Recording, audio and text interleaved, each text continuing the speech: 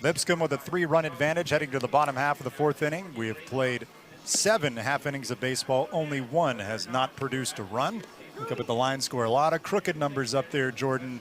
Cole Hertzler remains on the hill for the Liberty Flames. His job is clear to try and stop this offense that has started to roll for the Bisons. Yeah, because you see the potential that the Flames offense has been able to put up. You saw the 1 run scored, some life shown from the Flames. Keep it at a arm's length distance and keep this team in it. A 3-run lead right now for the Bisons. Like you said, just stop the bleeding.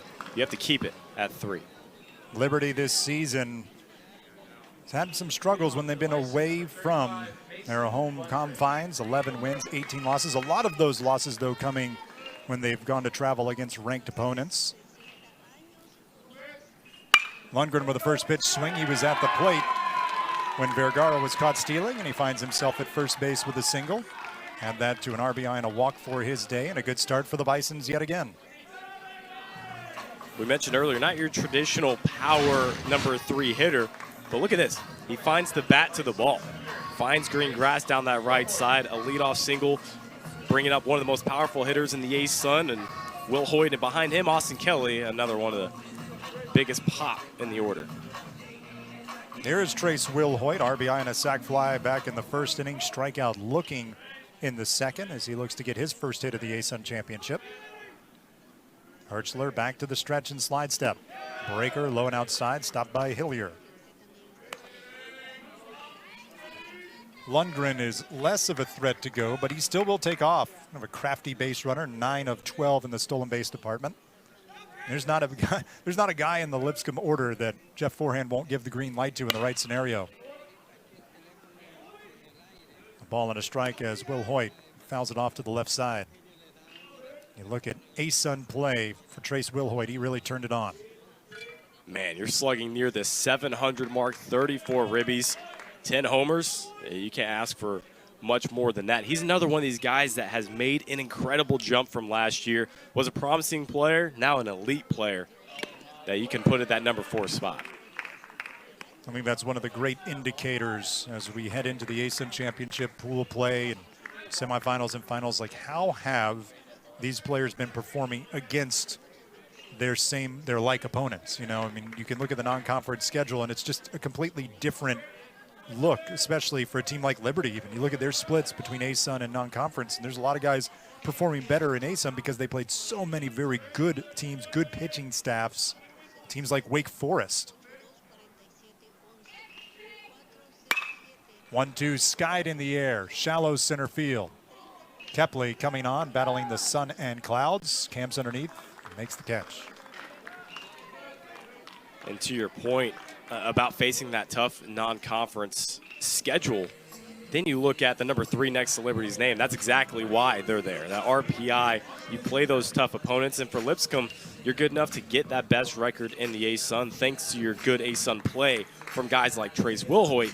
Then you get that number 1 spot to where you are leading the dance the entire way of the tournament if you're able to win some games. I'm sure we'll and have heard some grumbles from the folks at Stetson, because you look at Stetson in the regular season, the ASUN, where it used to mean more, your conference record. It's still important, but it used to mean more. 20 wins in conference play for the Stetson Hatters, but an RPI of 129 when the pools were developed on Sunday. Jacksonville State with a 185 RPI. Jacksonville with a 122 RPI, but Stetson and Jacksonville State, they're in Pool B. Liberty with 92 RPI, second best in the conference to Florida Gulf Coast. And FGCU with a 68 RPI, yet they're the 2 seed. So, you know, thinking about those different types of metrics and weighing schedules, it's worked out well so far for the ASUN. The first pitch swing from Austin Kelly flared off to the left side, strike 1. And think about this, Bryce. Going into the last weekend of play, that 3-game series for all of ASUN baseball, there were 4 teams that were in line to possibly get a share of the ASUN baseball regular season title. And all of a sudden, you have Jacksonville State, who's knocked down all the way to the 7th seed. The 0-1 from Hertzler is high and away. Austin Kelly once in on the party. He's the only one that hasn't done something productive at the plate. A line out to right in the first, a fly out to center in the second. Each time he was the 3rd out of the inning.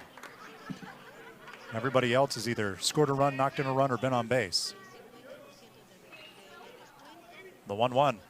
Swing and a miss, chased one out of the zone. You better believe if he records an out here, he's going to hear it from his teammates going in like, hey, man, we got 9 runs on the board and you can't help us out today. Kangaroo Court is in session.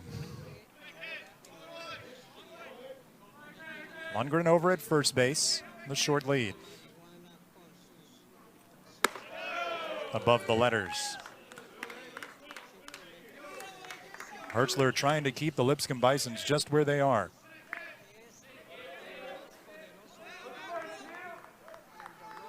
Mikey Tepper started this game for the Bisons, and he could not make it through the second inning.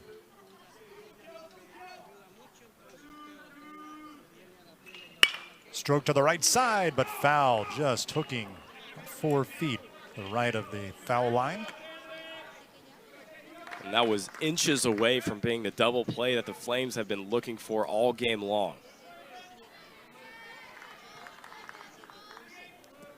No easier double play than with the runner on first, the liner to first, and go ahead and just step on that pillow. Still 2 balls and 2 strikes on Kelly. He's 0 for 2, but he's lined it up a couple of times. Hertzler deals in the dirt, stopped by Hillier. 3 Hilliers had a lot of work behind home plate. He's been active both positively and negatively the defensive side of this game.